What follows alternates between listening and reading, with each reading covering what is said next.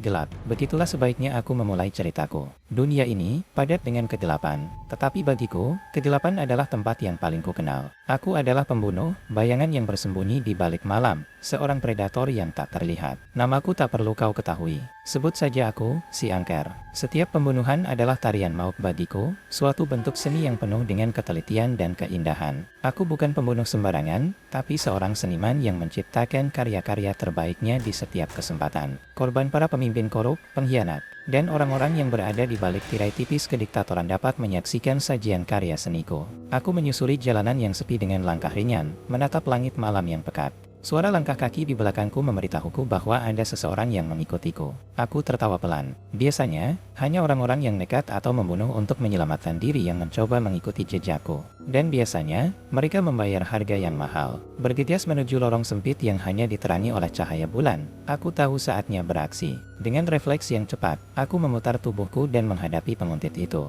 Wajahnya tampak ketakutan saat menyadari dengan siapa dia berurusan. Aku tidak ingin masalah, tolong biarkan aku pergi, bisiknya gemetar. Tidak, sayang, kau sudah masuk ke dalam permainanku.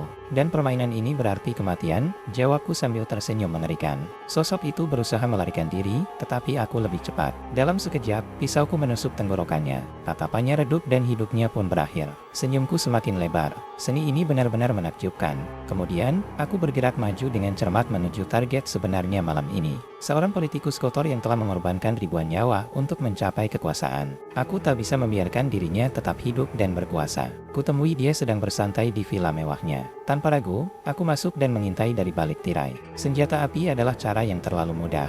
Aku lebih suka pendekatanku yang khas, membunuh dengan seni. Pelan-pelan, aku merangkak mendekat kursi panjang tempat dia bersandar. Siapa kamu? Gumamnya ketakutan ketika aku mulai mendekatinya. Aku tak menjawab. Sebaliknya, aku mengeluarkan sebuah patung indah dari dalam mantelku. Patung itu mewakili keabadian malam, seperti diriku. Dan patung itu segera menjadi alat pembunuhku.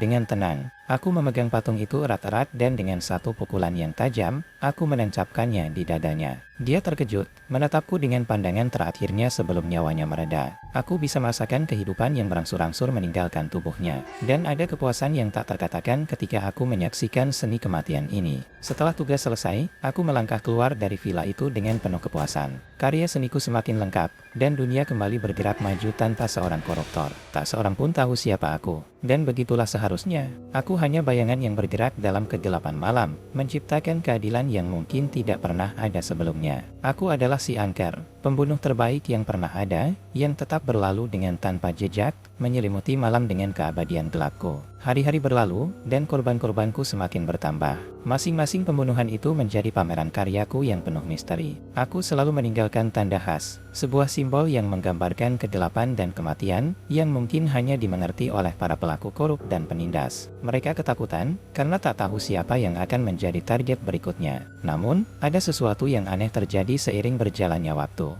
Ada seorang detektif cerdas yang mulai memahami pola dari pembunuhan-pembunuhan ini. Ia dijuluki detektif bayangan karena kemampuannya menyelidiki kasus-kasus yang selalu dihiasi oleh tanda khas yang aku tinggalkan. Aku merasa tertantang oleh kecerdasan sang detektif ini. Ini adalah pertarungan yang menarik. Seolah-olah aku menemukan lawan yang sepadan dalam hal kecerdasan dan keahlian. Tapi aku takkan menyerah. Aku tak ingin permainanku berakhir dengan cepat. Aku ingin sang detektif mengejar bayanganku sampai ujung nyawanya. Malam demi malam, kami bermain kucing-kucingan, detektif bayangan dan aku. Ia mendekati kebenaran, sedangkan aku terus menyelipkan diri dalam kegelapan. Namun, setiap kali ia mengejarku, aku selalu melesat seperti angin, tak terlihat dan tak terdeteksi. Hingga suatu malam yang cerah, aku merasa ada sesuatu yang berbeda. Ada perasaan aneh yang menyelimuti diriku. Mungkin keangkuhanku telah membuatku terlalu percaya diri. Detektif bayangan akhirnya berhasil mengidentifikasi pola yang selama ini aku tinggalkan. Dia menghubungkan setiap pembunuhan, mengikuti jejak-jejak yang akhirnya mengarah pada diriku. Dalam pertemuan kami yang terakhir, saat ia berhasil mengejariku, aku merasakan adrenalin memuncak. Kami berhadapan di atap gedung tinggi yang mencerminkan cahaya bulan. Dua bayangan berdiri dengan tajam. Matanya penuh tekad, sementara aku masih tetap misterius di balik topeng malamku.